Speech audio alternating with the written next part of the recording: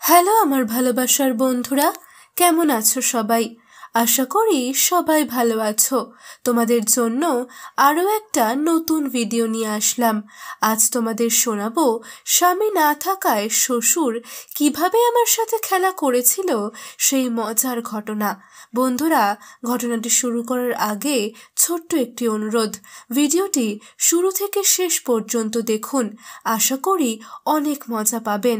আর আমাকে ভালোবেসে থাকলে এখনই আমার চ্যানেলটি সাবস্ক্রাইব করে পাশে থাকা বেল বাটনটি বাজিয়ে দিয়ে আমার সাথেই থাকুন।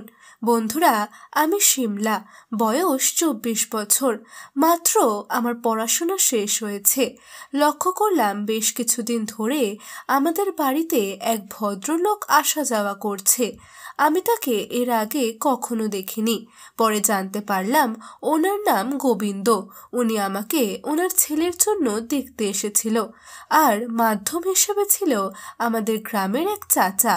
আমাকে প্রথমবার দেখেই ওনার পছন্দ হয়ে যায়, তাই আর অন্য কোনো পাত্রী না দেখে তার ছেলের সাথে আমার বিয়ের প্রস্তাব দেয়। ছেলে দেখতে খুব ভালো, একটা প্রাইভেট কোম্পানিতে চাকরি করে, আর ফ্যামিলিও খুব ভালো। তাই আমার বাড়ির সবাই বিয়েতে রাজি হয়ে যায়। এই ছেলের সাথে কথা বলে আমারও বেশ ভালো লাগলো। তারপর অনেক ধুমধাম করে আমার বিয়ে হলো। শ্বশুর বাড়িতে আসার পর থেকেই সবাই আমার বেশ খেয়াল রাখে। বিয়ের পর কিছুদিন এভাবে যাওয়ার পর আমি একটা জিনিস খেয়াল করলাম, আমি যে স্বভাবের আমার শ্বশুর ঠিক সেই স্বভাবের হওয়ার কারণে আমাদের দুজনের মধ্যে খুব ভালো ভাব জমে গেল। শ্বশুরের সাথে আমার ভাব জমে ওঠার আরও একটা কারণ আছে, কেননা আবার স্বামী দিন দিন অসুস্থ হয়ে যাচ্ছিল আর স্বাস্থ্যের অবনতি হচ্ছিল, যার ফলে আমার মাঠে তার খেলার চাহিদাও দিন দিন কমতে থাকে। আমিও প্রথম দিকের মতো আর সেই আনন্দ পেতাম না। বছর ঘুরতে না ঘুরতেই যদিও আমার একটা ছেলের জন্ম হয় ঠিকই, কিন্তু আমার খিদে কোনোদিনই পুরোপুরি মেটাতে পারেনি আমার স্বামী। তাই তার থেকে ভরপুর আনন্দ না পাওয়ার কারণে আমি ব্যাকুল হয়ে যাই। খুব ইচ্ছে হয় কাউকে দিয়ে আমি আমার চাহিদা পূরণ করি, কিন্তু সহজে কি আর কাউকে পাওয়া যায়? তাছাড়া এতে রিস্কও আছে। একবার ধরা খেলে সবার সামনে সম্মান চলে যাবে। ওদিকে আমার শাশুড়ি ওপারে চলে যাওয়ার পর নারী সঙ্গ না পেয়ে আমার শ্বশুর উপোস হয়ে আছে অনেক বছর। মাঝে মাঝে সে বেশ কল্পনায় থাকতো, আর তার কল্পনার মধ্যে যে আমি ছিলাম সেটা আমি একটু হলেও বুঝতে পারি। আমি এটাও বুঝতে পারি একটু একটু করে সে আমাকে তার নিজের বশে এনে মনের সব স্বাদ মেটাতে চায়। তাই আমিও নিজ থেকে নানা রকম সুযোগ দিতে লাগলাম। লজ্জার কারণে সরাসরি আমি কিছু বলতে পারি না, তবে আমি যে কি জিনিস সেটা যেদিন আমার শ্বশুর বুঝবে, শ্বশুর সেদিন নিজে থেকেই এগিয়ে আসবে। এখন শুধু সময়ের ব্যাপার। আমার ছেলে হওয়ার পর এভাবে আরও 1 বছর কেটে গেল। দিন দিন আমার খেলা করার ইচ্ছা আরও বাড়তে থাকলো। তবে ইদানিং বুঝতে পারছি যে শ্বশুর আমাকে খুব ঘনিষ্ঠভাবে পেতে চাইছে, কিন্তু সে আমাকে কিছু বলতে পারছে না।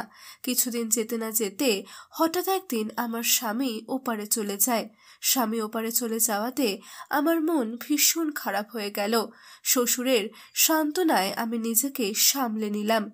এভাবে প্রায় 6 মাস পার হয়ে গেল। হঠাৎ একদিন রাতে আমার যেন কেমন কেমন লাগছিল।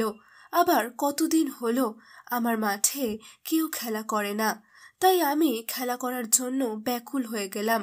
হঠাৎ কি জানি মনে করে পাশের রুম থেকে শ্বশুর আমার রুমে আসলো। এরপর শ্বশুর আমার রুমে এসে বলল, কোনো সমস্যা হচ্ছে নাকি বৌমা?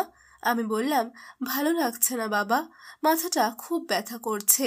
আমি এই কথা বলা মাত্রই ড্রেসিং টেবিল থেকে তেলের বোতলটা এনে শ্বশুর আমার মাথায় তেল মালিশ দিয়ে দিল। এদিকে আমি লক্ষ্য করলাম শ্বশুরের খেলোয়াড়টা রাগ করে দাঁড়িয়ে আছে। দেখতে বেশ মোটা আর শক্ত হয়ে উঠেছে। তাই এই সুযোগে আমি বললাম, আপনি আমাকে কোনোদিনও অবহেলা করবেন না বাবা। মন উজাড় করে আদর ভালোবাসা দিয়ে আপনার ছেলের স্থানটা পূরণ করে দিবেন। কি পারবেন না বাবা? এই কথা বলে আমি ওনার কাছে নিজেকে এগিয়ে দিলাম।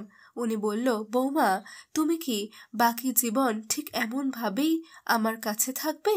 আমি বললাম, আপনার সম্মতি পেলে আমি আপনার সাথেই থাকতে চাই বাবা।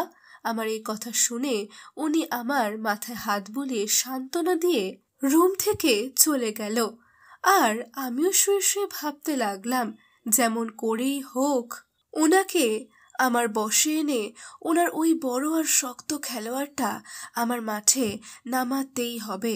পরদিন রাতে ছেলেকে ঘুমানোর পর আমি একটু অন্যমনস্ক হয়ে শুয়ে আছি। এমন সময় শ্বশুর আমার রুমে আসে। আমাকে এমন অবস্থা দেখে বলল, কি হয়েছে তোমার বৌমা? আমি বললাম, শরীরটা ভালো নেই আমার, কেমন কেমন যেন লাগছে। এরপর ওনাকে আমার কাছে আসতে বললাম। তারপর সে আমার মাথায় হাত বোলাতে লাগলো। কিছুক্ষণ পর আমি বললাম, আপনি কষ্ট করে দাঁড়িয়ে না থেকে আমার পাশে শুয়ে আমার মাথায় হাত বুলিয়ে দিতে পারেন। মনে মনে হয়তো এমনটাই চাইছিল আমার শ্বশুর, তাই বলার সাথে সাথে একটা বালিশ নিয়ে আমার পাশে চলে আসলো আর শুয়ে পড়ল। আমার মাথায় হাত বোলানোর ফলে আমার একটু ভালো লাগছিল, তাই আমি ওনার খেলোয়াড়ের কথা ভাবতে ভাবতে ঘুমিয়ে পড়লাম। হঠাৎ মাঝরাতে আমার ঘুম ভেঙে গেল, আর তখন দেখি শ্বশুর আমাকে জড়িয়ে ধরে ঘুমিয়ে আছে। তাই আমি এই সুযোগে ঘুমের ভান করে শ্বশুরের আরও কাছে গেলাম। উনিও দেখি আমাকে জড়িয়ে ধরে নিজের মধ্যে নিয়ে নিল। শ্বশুর তার বিধবা ছেলের বউকে নিজের কাছে পাওয়া মাত্রই তার খেলোয়াড়টা লাফাতে শুরু করলো। ওনার খেলোয়াড়টা আমার মাঠে নামানোর জন্য আমি সঙ্গ দিতে থাকলাম। উনি আমার এই অবস্থা বুঝে ফুলগুলোকে দলাই মলাই করে আমাকে আরো উত্তেজিত করে তুলতে লাগলো। এবার আমি মনে মনে ভাবলাম, স্বামী নেই তো কি হয়েছে, আমাকে সুখ দেওয়ার জন্য একমাত্র শ্বশুরই যথেষ্ট। আমার শ্বশুর এখনো বেশ শক্তিশালী, ইচ্ছে করলে আমার মতো বিধবাকে এখনো 4-5টা বাচ্চার মা বানিয়ে দিতে পারবে।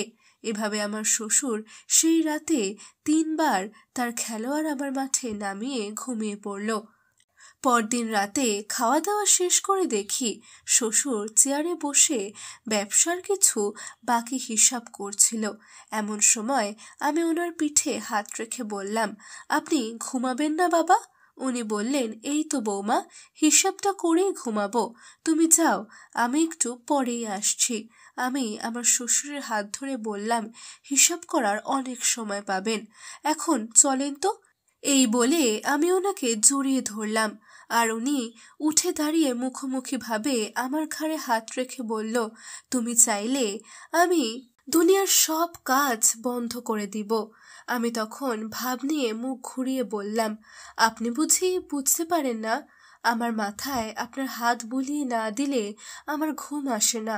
তখন উনি বলল, তাহলে চলো, আজকে সব কাজ বাদ, আজকে শুধু আমি তোমায় সময় দিব আর তোমাকে মন ভরে আদর করব। তারপর আমরা রুমে চলে আসলাম। রুমে এসে বললাম, বাবা, আমার পিঠটা কেমন যেন করছে, একটু দেখে দেন না কি হয়েছে।